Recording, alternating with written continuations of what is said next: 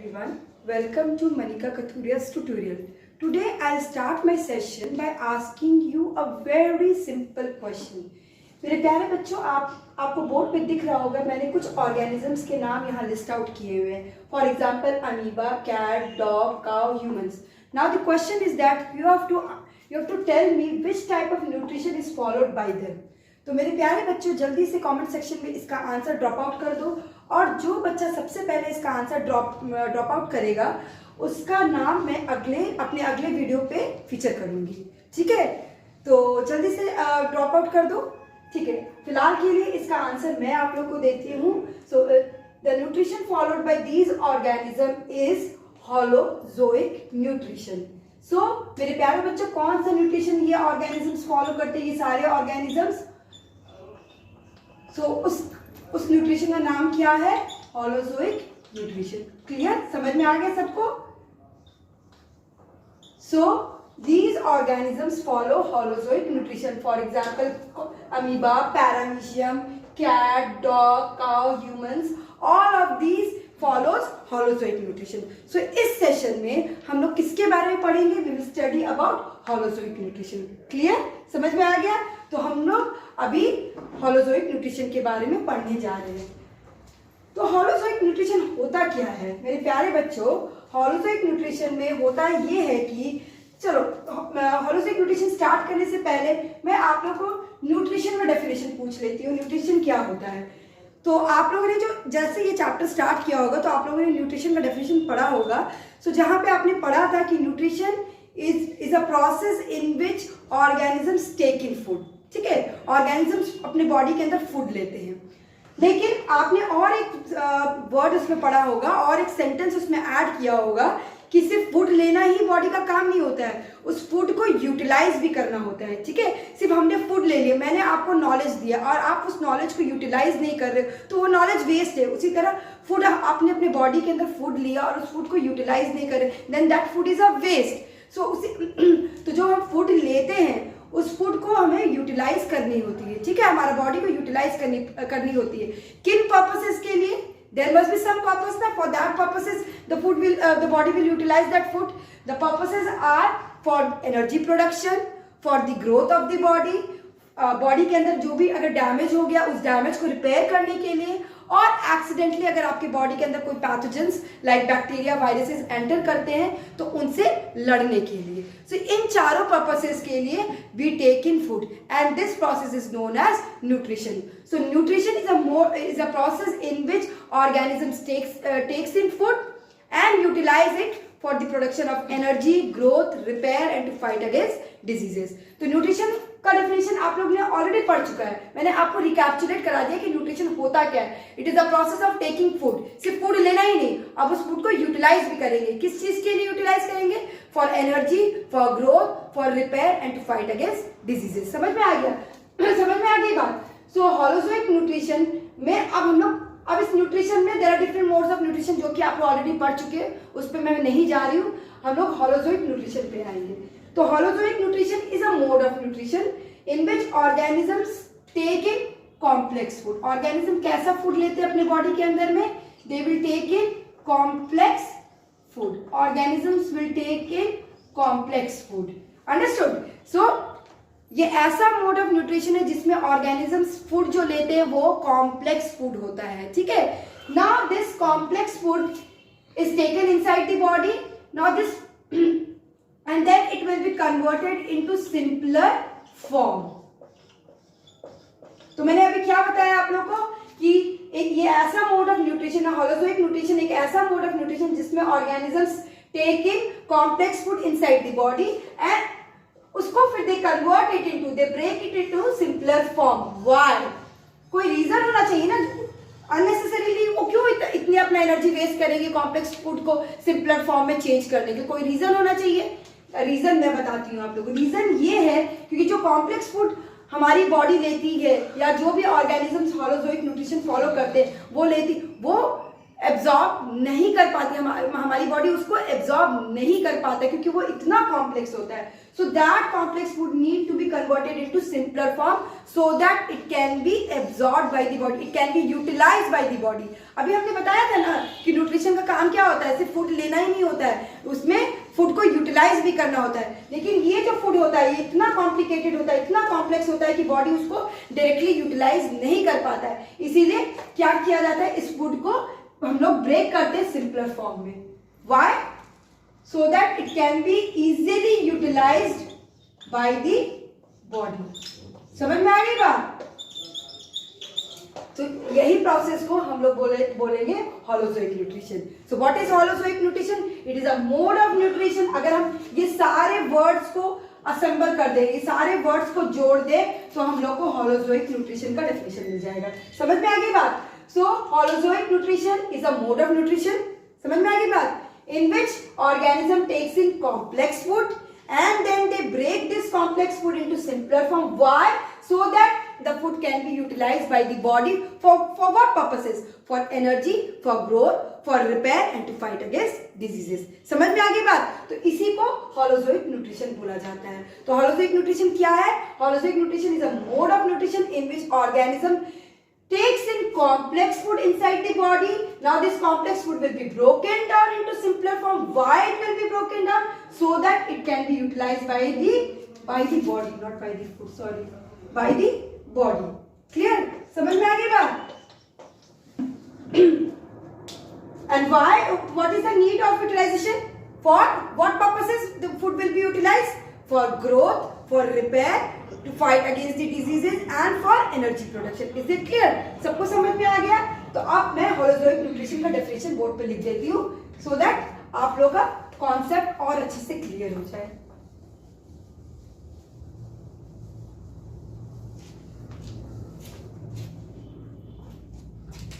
So holozoic nutrition is a mode of nutrition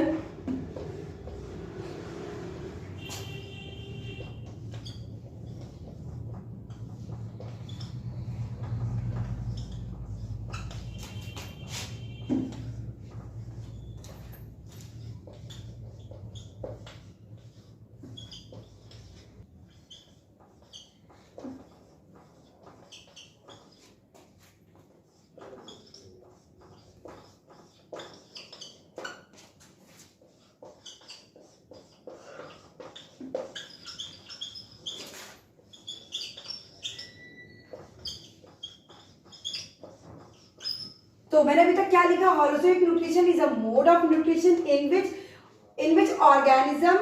organisms take in complex food and break it into simpler form. Why the food needs to be broken down into simpler form? अब समझ में आ गया होगा आप लोग को. So that it means food can be utilized by the body. समझ में आ गई बात? Utilized by the body for energy production, for growth, for repair and to fight against the diseases. So holozoic nutrition क्या है? Holozoic nutrition is a mode of nutrition in which organisms take in complex food and break it into simpler form so that it can be utilized by the body. समझ में आ गया? तो अब हम लोग जाएंगे इसके नेक्स्ट स्टेप पे जाएंगे. मीन्स होलोजोइक न्यूट्रिशन को फॉलो करने के लिए देयर आर 5 स्टेप्स इन्वॉल्व. ठीक है? होलोजोइक न्यूट्रिशन के अंदर में 5 स्टेप्स होते हैं. So will discuss about those 5 steps. Clear?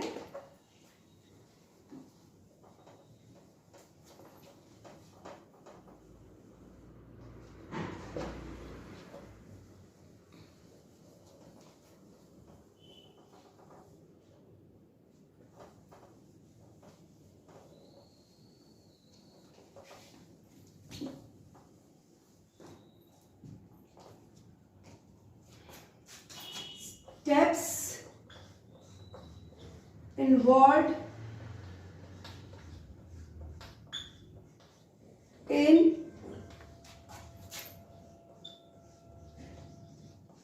holozoic nutrition.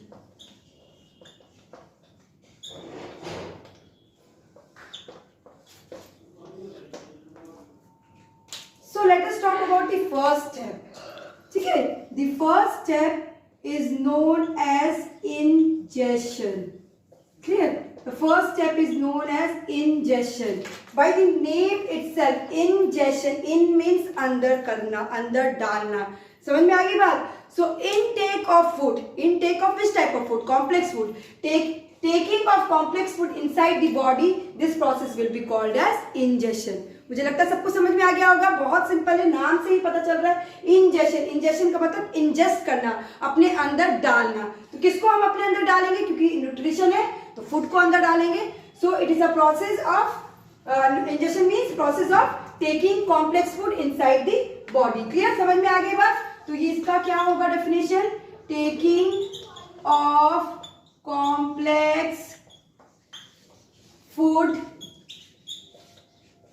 inside the body. Clear? समझ में आ गया? Now we'll move on to the second step. There are 5 steps. पहला स्टेप आप लोग को बता दिया इंजेशन. ठीक है, अब दूसरा स्टेप हम लोग पढ़ने जा रहे हैं. दूसरा स्टेप हो गया डाइजेशन. जब मैंने हॉलोजोइक न्यूट्रिशन का डेफिनेशन दिया था, मैंने बताया था कि complex food will be broken down into simpler form, और इसी प्रोसेस को डाइजेशन बोला जाता है. बॉडी के अंदर क्या होता है? ये complex food will be broken down into simpler form. Why? So that the food can be easily utilised by the body, and that process will be called as digestion. So digestion is nothing breaking of complex food into simpler form. Why? So that food can be easily absorbed by the body. Breaking of complex food into simpler form. Clear? समझ में आ गई बात? So breaking of complex food into simpler form so that the food can be easily absorbed by the body. That process will be called as digestion. Clear? समझ में आ गई बात? Then we will move on to the third step. The third step is absorption.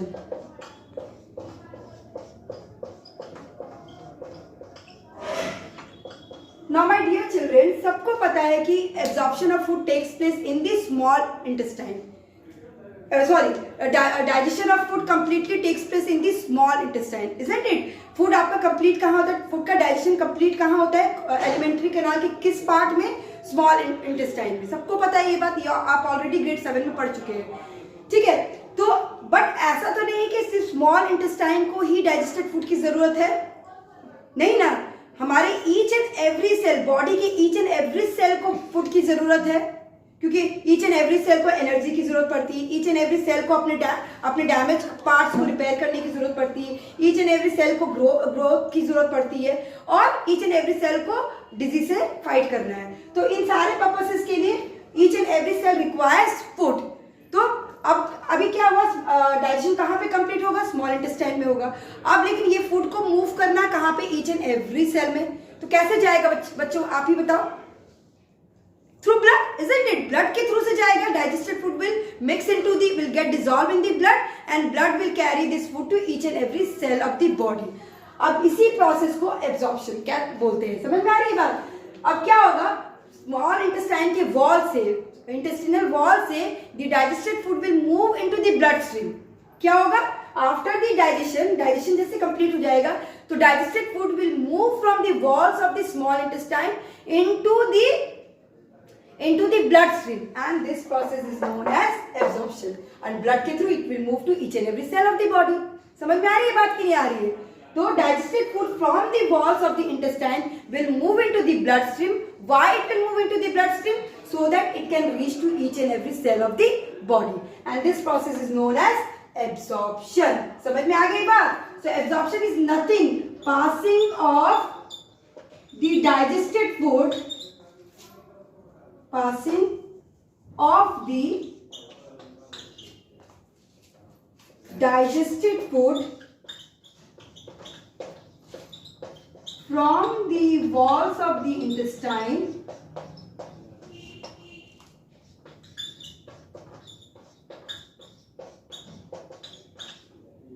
into bloodstream.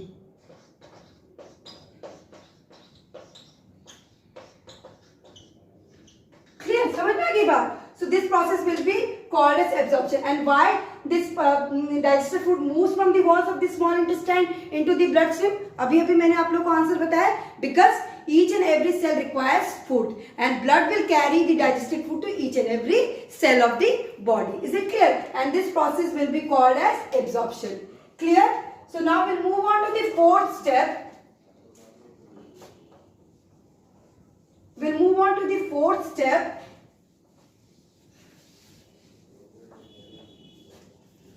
The fourth step is called as assimilation. The fourth step is called as assimilation. Clear?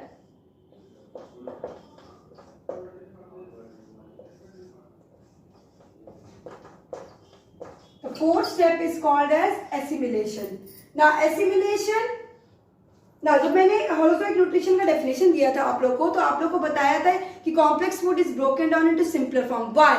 So that the food can be utilized by the body, and this utilization of the food for energy production, for growth, for repair and to fight against diseases is known as assimilation. समझ में आ रही है बात?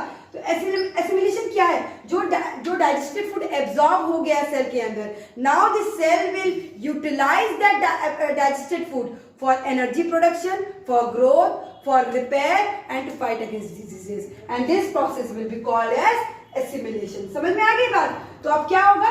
जो food absorb हुआ है cell में, that food will be utilized. So utilization, absorption, assimilation is utilization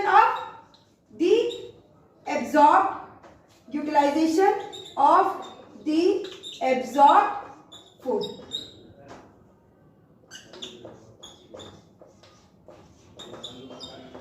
For what?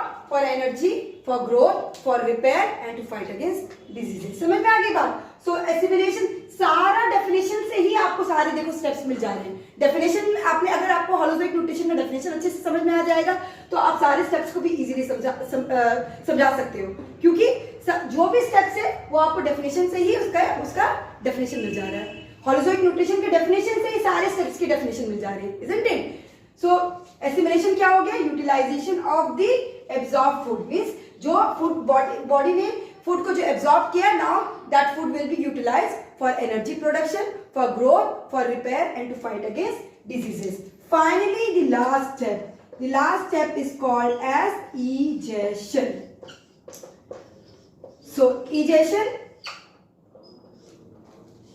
now egestion, the word egestion has come from eject. Eject means बाहर निकालना. पुराने जमाने में टेप रिकॉर्डर होता था, उसमें इजेक्ट का बटन होता था. जैसे हम लोग इजेक्ट का बटन को प्रेस करते थे तो कैसेट बाहर निकल जाता था. Isn't it?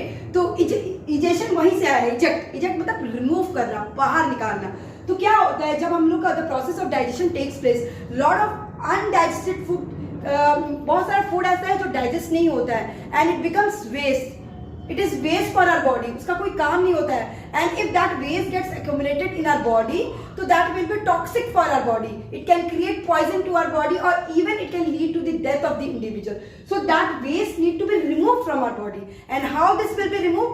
This will be removed by a process called as egestion. So egestion is nothing removing of the undigested food. जो food digest नहीं हुआ है और हमारे body के लिए waste है, उसको remove करना. समझ में आ गई बात? So that process is known as egestion. So egestion is removing of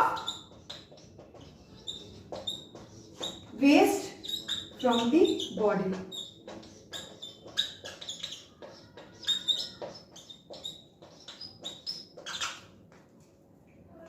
Clear?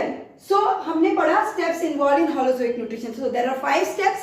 Number 1, ingestion. Ingestion means intaking of food. Number 2, digestion. Digestion means breaking of complex food into simpler form. Third, absorption means what will happen from the walls of the small intestine, the digested food will move into the bloodstream so that it can reach to each and every cell of the body. Then we discuss assimilation. That assimilation means utilization of the absorbed food. And finally we discuss egestion, that means removing of the waste from the body, waste or the undigested food from the body. समझ में आ गई बात?